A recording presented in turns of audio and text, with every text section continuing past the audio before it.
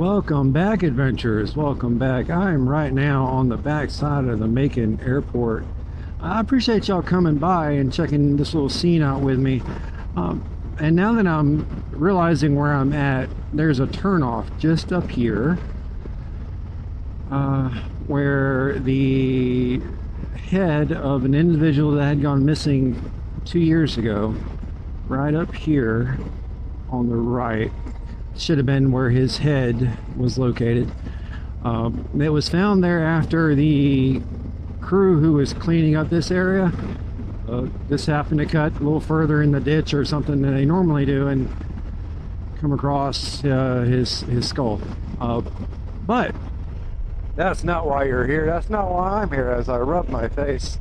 What I'm out doing right now is I'm being a dog. I am a dog, baby. There is nothing you can do about it. I will do what dogs do, and I will run around, bark, and howl, and I will hunt. And right now, this dog is on the hunt for rocks. I've already found a couple. I got probably like 20 pounds of rocks in my backpack already, which explains why I got a kind of a hunch when I'm sitting right now, because my back is killing me carrying all those rocks. I think I carried them for a good mile, maybe 2.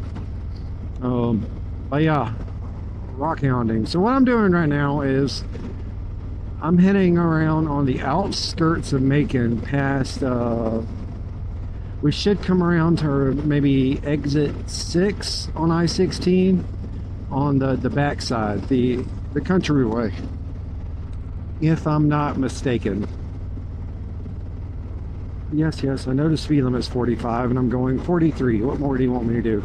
Hello, ladies and gentlemen. How are y'all doing? Fantastic. Nice to meet all you. Uh-oh. Why hit brake in front of me? Why slow down, car? Oh, you turn. Okay, I get it. Alright, let him turn, and I'm going to keep on plugging along. Georgia Bureau of Investigations. I've been there a time or two.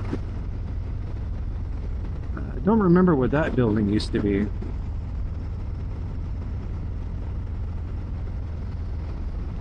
But anyway, what I'm doing is attempting to come around to the outskirts of the river where some of the smaller, what do you call them, tributaries? Tributaries? Smaller streams start to come together and form before they hit the river. That's what I'm looking for now, because I believe that is... Whoa. I see red lights. Key fob does not try to beat the train going left or going across. Now I'll race the train going parallel to that motherfucker. I've been pulled over doing it. What are you doing going 85? I was racing the train, dude. I'm sorry. I won though. But when it comes across, you know, me cutting across the path of the train, that is not something I'm gonna play with. Oh, this is for you, recycled hooligan.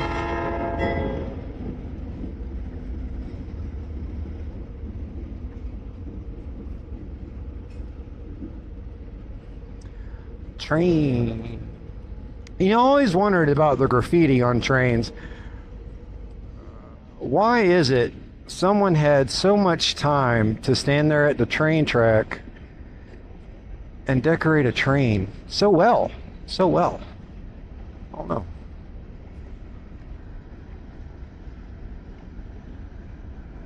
Don't ask me what is in them or was in them. I don't know.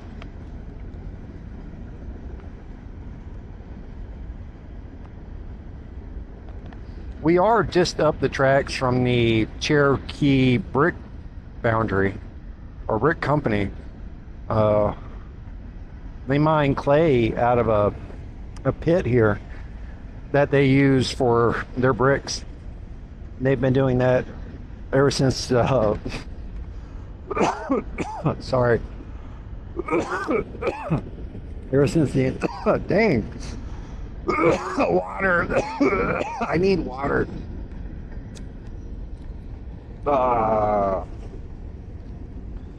Oh, indigenous people were making their bricks and clay founded mounds out of the same material they used for their bricks.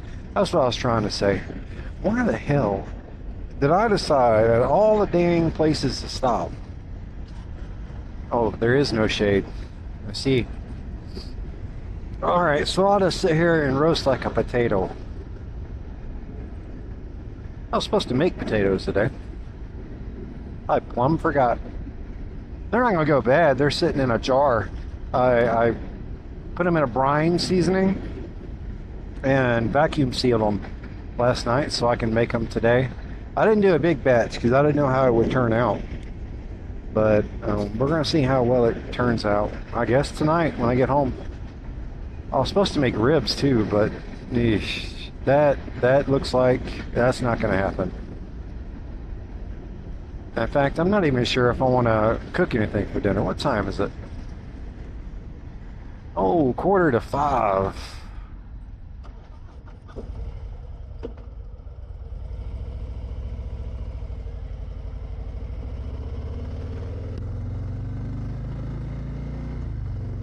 Yeah, I would like to be able to find an eatery, but I'm not going in this direction.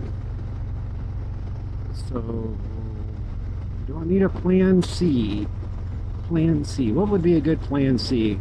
I could turn around and go back into Macon and eat. That doesn't really sound like a good time either, though. I don't know. Anyway, as I was saying before we got interrupted by the train adventurers, I am rock hounding. I am trying to find sections where the water flow is gathering to head to the river, because that's a good place to find rocks, different shapes, sizes, and types, especially after a nice downpour, which we just had yesterday.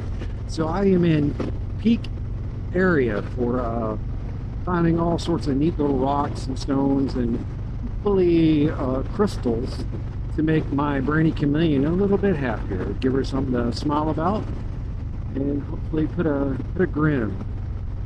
Put a grin.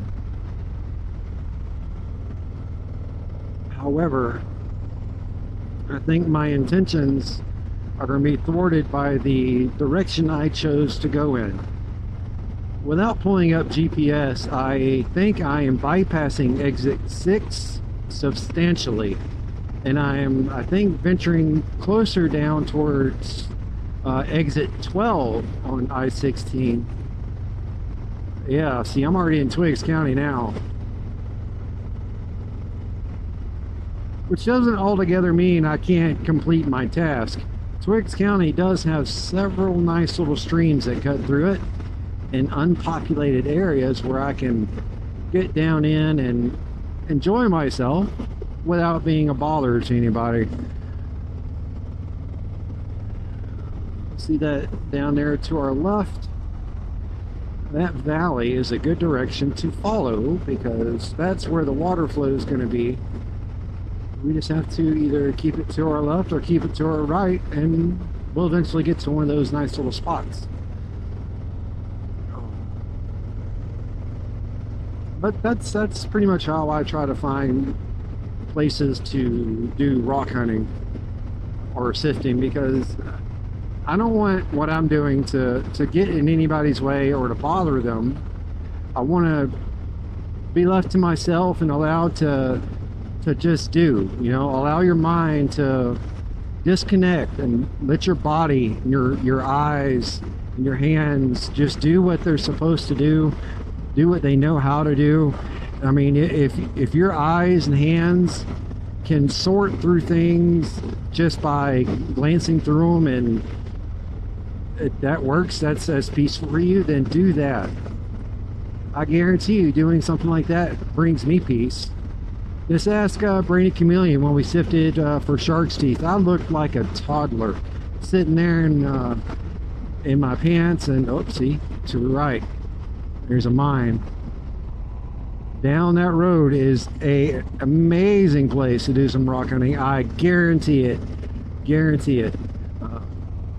But as I was saying, I just sat there in my pajama pants. I think I was wearing a long sleeve shirt and a hat, just sitting there sifting through the piles of sand and rocks and shells that Brainy was bringing me to find the shark's teeth and the stingray barbs and anything that may be of interest or neatness. That's what I was looking for. And I do a really good job of finding stuff like that, so it's very, very serene, very peaceful for me. So I enjoy doing it. Yeah, I'm up here by Stone Creek. There used to be a building right there. Look here. So yeah, I'm definitely off from my original target, but that's fine. That's fine.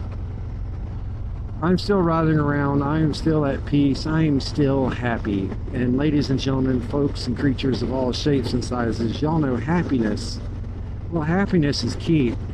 And happiness is what David and Cindy bring to the young men and women they reach down in Tampa, Florida at the Forgotten Angels property. And what I mean by that is the young men and women who have been aged out of the foster care system, right? So on their 18th birthday, their foster parents, the ones who should have been providing them with tools and ways to adapt, strategies to figure out life, instead of helping them and congratulating them for being an adult, they hand them all of their belongings, which is usually nothing more than a trash bag or two of clothes.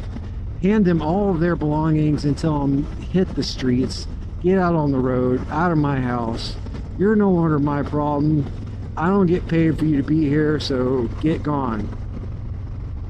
And instead of having a day of celebration, they lose all hope as they become homeless.